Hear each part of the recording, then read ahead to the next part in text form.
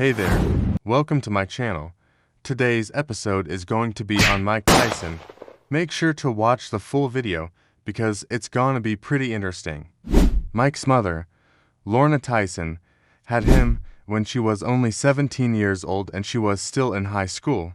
His father, Jimmy Kirkpatrick, wasn't around much, so his mother raised him mostly by herself. Mike ended up growing up with his maternal grandparents in Bronzeville, Brooklyn. Peyton tried to make a deal with Don King, a famous boxing promoter, but the two couldn't agree on a fee. This meant that Mike was stuck without a promoter, and he was also getting sued by his former manager. Mike was feeling down and he needed a win. On June 7, 1988, Mike fought Michael Spinks and won the fight in the first round. This was a big win for Mike, and it showed everyone that he was still a force to be reckoned with. In the third round, Mike bit off a chunk of Holyfield's ear.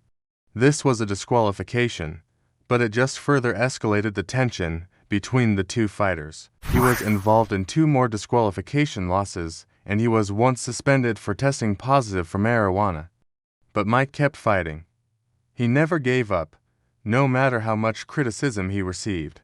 From his humble beginnings in Brooklyn to becoming the youngest heavyweight champion in history, Mike's story is one of triumph over adversity. Despite facing numerous obstacles throughout his career, including financial troubles, legal issues, and personal demons, Mike has always managed to rise above and come out swinging. His knockout power and aggressive style in the ring made him a force to be reckoned with. However, it was his controversial behavior outside the ring that often made headlines.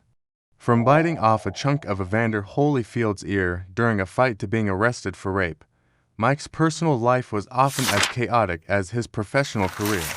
Despite all this, Mike has managed to stay relevant in the public eye long after his retirement from boxing. With his one-time fierce demeanor softened by age and wisdom, Mike is now a sought-after speaker and podcaster who is open about his struggles with addiction and mental health.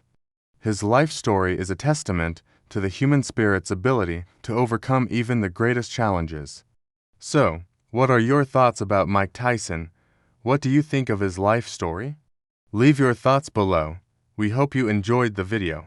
Please remember to subscribe and leave a like if you want to see more interesting videos about amazing people. Until next time, thank you for watching. In 2002, Mike had one last run at the heavyweight title. He fought Lennox Lewis and lost by knockout in the 8th round. This was the end of Mike's career, and he officially retired on June 2005. They were both given a warning by the referee, and then Mike bit Holyfield's ear again. Mike has been married 3 times and he has 8 children. He is also a grandfather. Mike is worth an estimated $10 million. So, we can see that Mike has had quite the life. He has been a world champion, he has been arrested several times, and he has been through a lot of personal problems. But through it all, Mike has never given up. He is a true fighter and he is an inspiration to many people around the world. This was it. Mike was disqualified and he was kicked out of the MGM Grand. This was a huge moment in boxing history, and it was all because of Mike's bad behavior. But little did he know that this was just the beginning. This was a devastating blow to Mike's career, and he was unsure of what to do next. He had always been a fighter, and now he didn't know what else to do with his life. During this time, Mike began training young fighters and he started his own boxing gym, but he still wanted to fight. On December 7, 1999, Mike came out of retirement and fought Andrew Golota. This was a highly anticipated fight, and it was one of the most controversial fights in boxing history. Mike knocked Golota down several times, but Golota's corner threw in the towel. This was a technical knockout, but many people thought that Golota could have continued fighting. He grew up in a rough neighborhood and he was exposed to drugs and violence at an early age. Don King was a controversial figure, but he was also one of the most successful boxing promoters of all time. He helped Mike get big fights and he made sure that Mike was paid well. Under Don King's management, Mike became even more successful. He defended his title several times, and he even won the undisputed heavyweight championship. On February 11, 1990, Mike fought Buster Douglas and shocked the world. Everyone thought that Mike was going to win the fight easily, but Douglas knocked him out in the 10th round. This was a huge upset, and it was one of the biggest moments in boxing history. As a kid, Mike would get into fights all the time, and he was always getting into trouble. He started using drugs and alcohol heavily, and he got into a lot of trouble. This was a statement win for Mike, and it showed everyone that he was back. Over the next few years, Mike made a successful comeback. He won several fights, and he even defeated Evander Holyfield to win the WBA heavyweight title. But Mike's career was about to take another unexpected turn. On June 28, 1997, Mike was scheduled to fight Evander Holyfield for the WBA and WBC heavyweight titles. The fight was being held at the MGM Grand in Las Vegas, and it was one of the most anticipated fights in boxing history.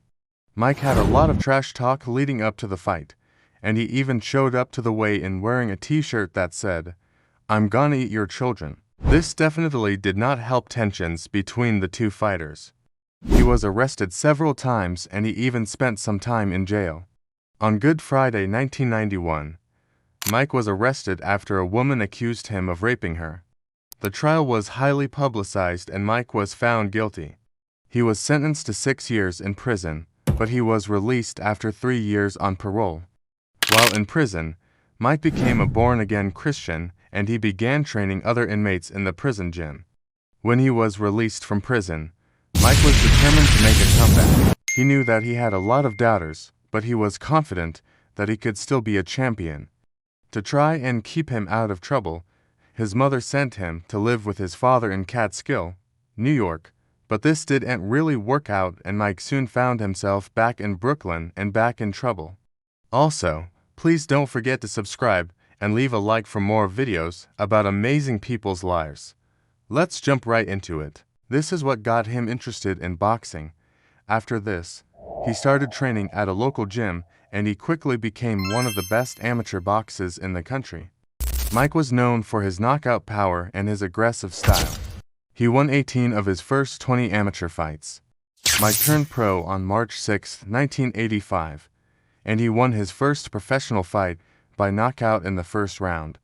Everyone thought that Mike was going to be the next great heavyweight champion. At only 18 years old, Mike was already a contender, and he was set to fight Trevor Berbick for the WBC heavyweight title. Mike Tyson was born in Brooklyn, New York on August 30, 1966. When Mike was 13, he got into a fight with some bullies and knocked them out. On November 22, 1986, Mike trained hard for the fight, and he knew that he could beat Berbick. However, Berbick was a tough opponent, and he took the fight the distance. In the end, Mike was victorious, and he became the youngest heavyweight champion in history at only 20 years old. Mike was supposed to fight James Douglas next, but Douglas tested positive for drugs, and the fight was canceled. Instead, Mike ended up fighting Tony Tucker, and although Mike won the fight, he suffered a serious shoulder injury. He needed surgery, and he was out of action for almost a year. While Mike was recovering from his injury, his manager, Bill Caton, was in a lot of debt. Mike was now managed by none other than Don King. After losing his title, Mike went into a deep depression. On August 2, 1995, Mike fought Peter McNeely and knocked him out in the first round. The fight itself was even more intense. In the aftermath of the fight, Mike was fined $3 million, and he was banned from boxing for 2 years. Over the next few years, Mike had several more controversial fights. Now, let's talk about Mike's personal life. As we can see, Mike Tyson's life has been anything but ordinary.